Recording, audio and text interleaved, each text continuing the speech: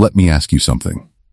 If you lined up 10 people who all started with the same salary, the same job, the same city, same everything, and you checked back in 20 years, why would one of them be worth $10 million and 9 of them would still be struggling to make rent? It's not luck. It's not connections. It's not even intelligence. It's the rules they play by. See, the top 1% of wealth holders don't just work differently.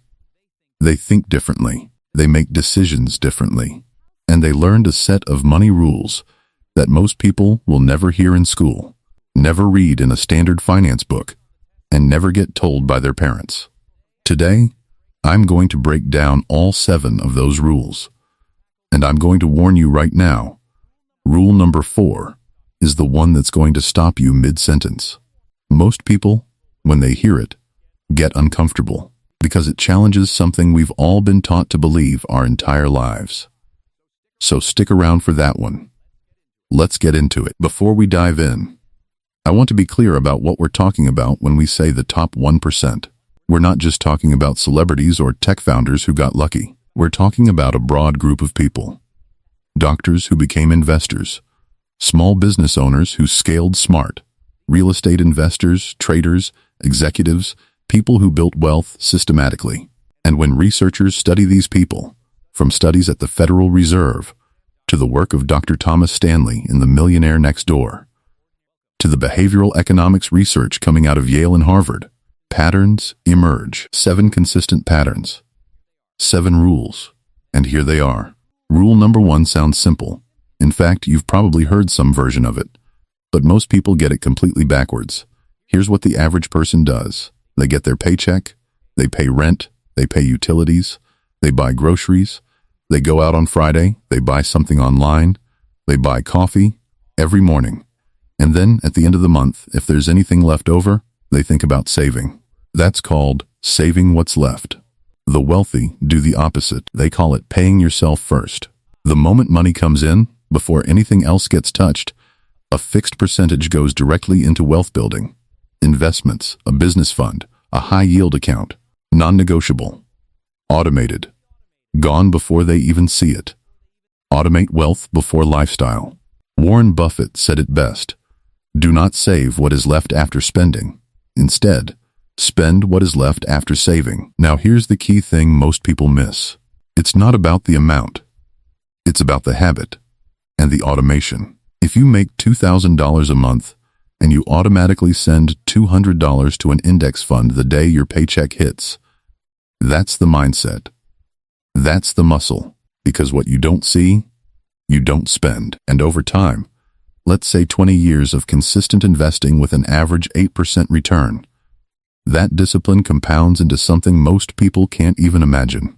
The wealthy don't budget obsessively. They automate the important things and live freely on the rest. Rule number 1. Pay yourself first. Every single time. This one was made famous by Robert Kiyosaki in Rich Dad Poor Dad.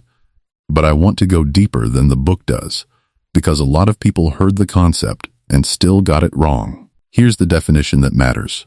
An asset puts money into your pocket. A liability takes money out of your pocket. Now let me give you the examples that make people uncomfortable. Your car, unless you use it to generate income. Liability.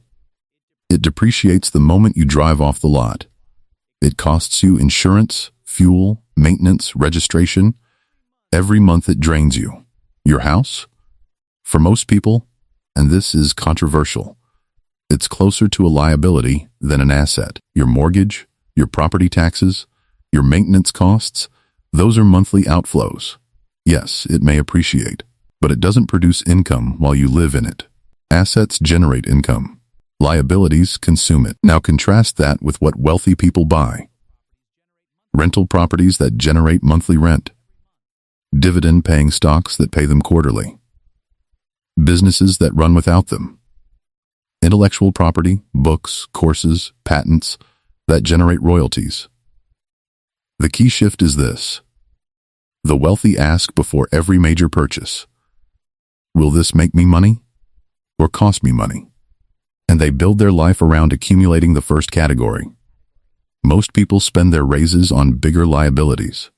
A nicer car, a bigger house, a more expensive vacation. The top 1% spend their raises on more assets. That gap compounds every single year. Here's a statistic I want you to sit with. The IRS studied high-income earners and found that the average millionaire has not one, not two, but 7 streams of income. 7. Now I know what you might be thinking. I barely have time for one job. How am I supposed to build 7 income streams? And that's exactly the problem, because most people think of income as time traded for money. You work an hour, you get paid for an hour. That's called active income, and it has a ceiling. You only have 24 hours. The wealthy think about income differently. They build systems that generate money whether they're working or sleeping. Active income has a ceiling. Passive income has none. Let me walk you through a simple example of what multiple income streams can look like for a regular person, not a billionaire. You have a day job. That's income stream 1. You invest in index funds. Dividends from those are stream 2. You buy a small rental property. Rental income is stream 3. You start a small YouTube channel or blog in your area of expertise. Ad revenue and sponsorships become stream 4. None of these need to be massive. $10,000 from 5 different sources is far safer and often far more achievable than $50,000 from one employer who could cut you off tomorrow. The top 1% don't rely on one source of income because they understand a fundamental truth. One stream is one decision away from zero. Diversify your income the way you diversify your investments. Okay. This is the one I warned you about. And I need you to really hear this, because on the surface, it sounds obvious. But when you understand the full weight of what it means, it changes how you make every financial decision from this point forward. Here it is. The top 1% make decisions based on where they want to be in 10, 20, 30 years. Everyone else makes decisions based on how they feel right now. That's it. That's the rule. But let me show you what this looks like in real life, because the difference is staggering. Imagine 2 friends. We'll call them Marcus and David. Both are 25 years old. Both just landed their first real job making $55,000 a year. Marcus thinks in months. He gets his first big paycheck and thinks, I deserve a nice car. I've been working hard. I can afford the payments. He finances a $35,000 car. Monthly payments of $650. And he feels great about it. David thinks in decades.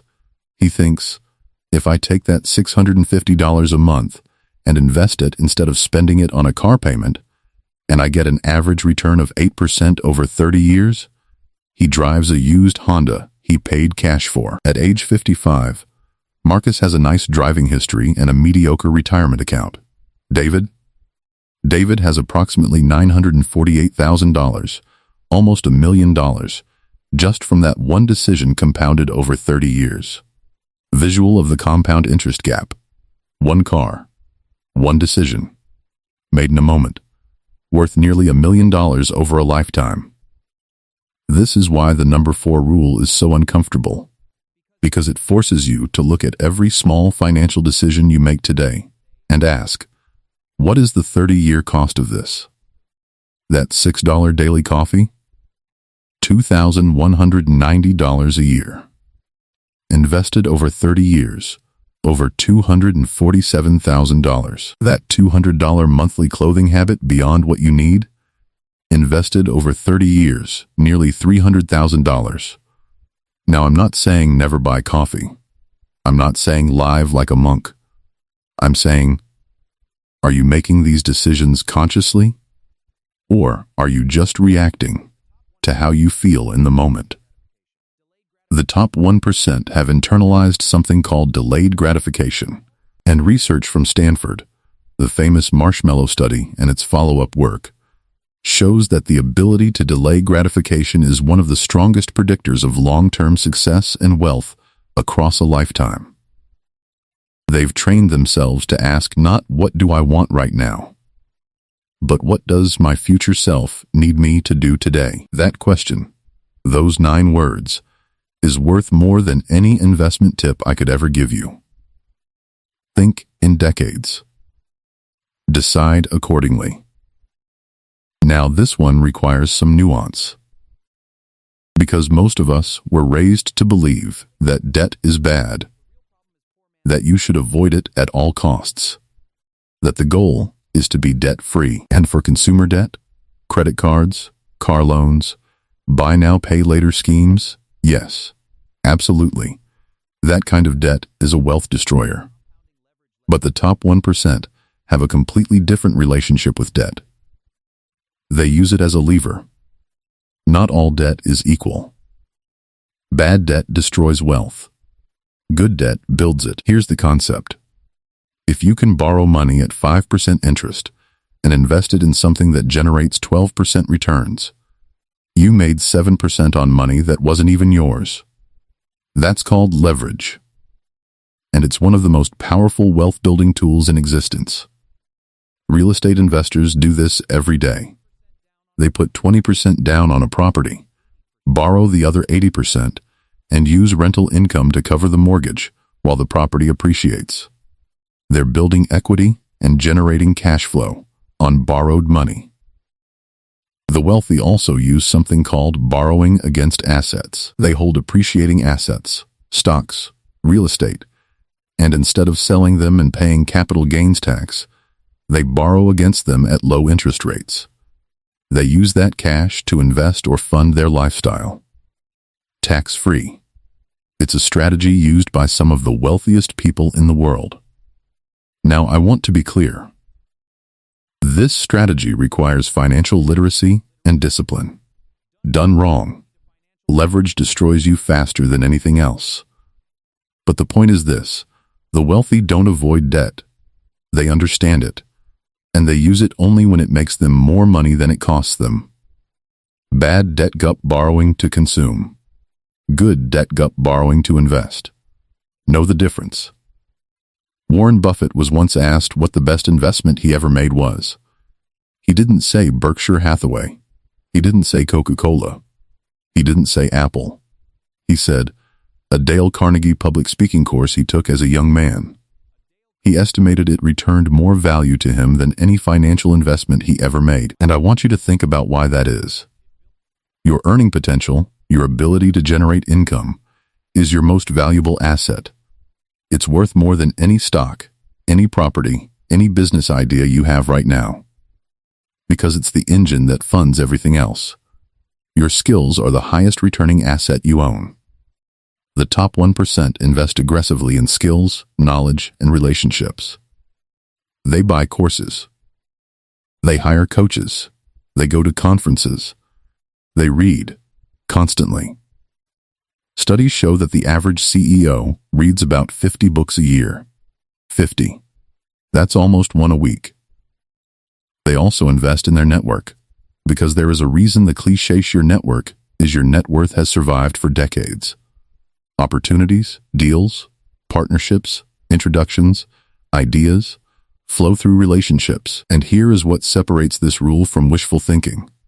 The wealthy don't ask, can I afford this course or this coach? They ask, what is my ROI on this investment in myself? A $2,000 sales course that helps you earn $20,000 more per year is a 10x return. No stock on earth guarantees that.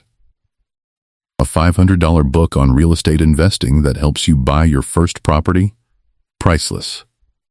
Invest in yourself first. Relentlessly. Strategically. Because everything else in this video depends on the quality of your thinking, and your thinking is only as good as what you put into it. This is the rule that almost nobody talks about in financial content. Because it's not sexy. It doesn't have a flashy name. But ask anyone who's ever lost serious money, and they'll tell you it's the most important lesson they ever learned.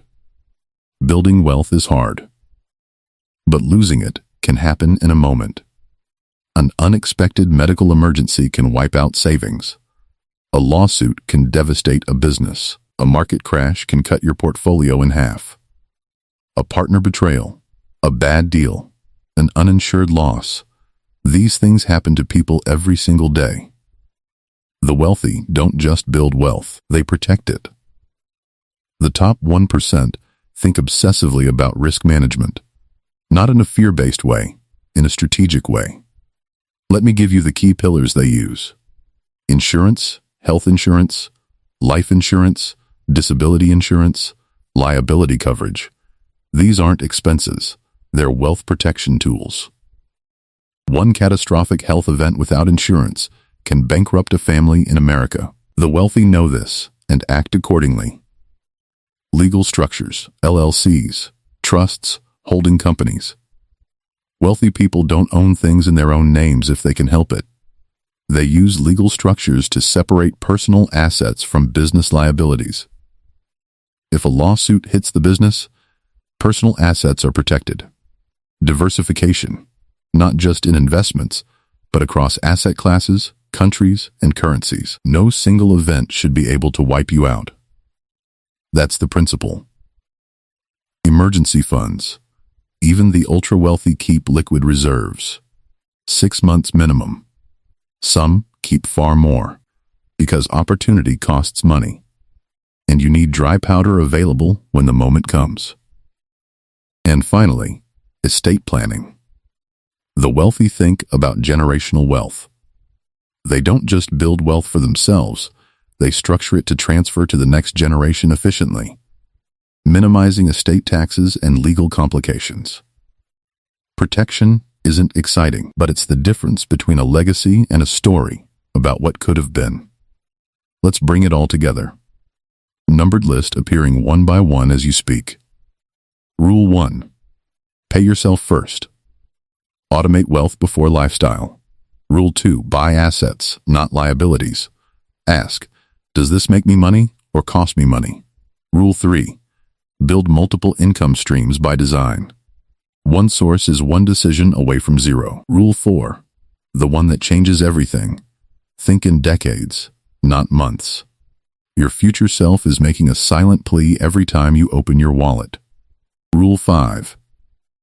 Use debt strategically. Bad debt consumes. Good debt builds. Rule 6. Invest in yourself relentlessly.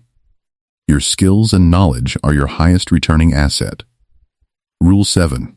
Protect what you build. Insurance, legal structures, diversification, liquidity, and estate planning, these are not optional. Now here's the honest truth I want to leave you with. None of these rules require you to be born rich. None of them require a prestigious education or a lucky break. They require a decision. A decision to think differently about money than the way most people around you think about it. The rules exist. The knowledge is out there. The people who learn them and apply them consistently, they end up in a completely different place than those who don't. The question is, which group are you going to choose? If this video gave you even one idea that shifts something for you, hit that like button, subscribe for more content like this, and drop in the comments, which rule hit hardest for you? I read every single comment, and if you want to go deeper, I've linked a video below that walks through exactly how to build your first passive income stream from zero. Watch that next. I'll see you in the next one.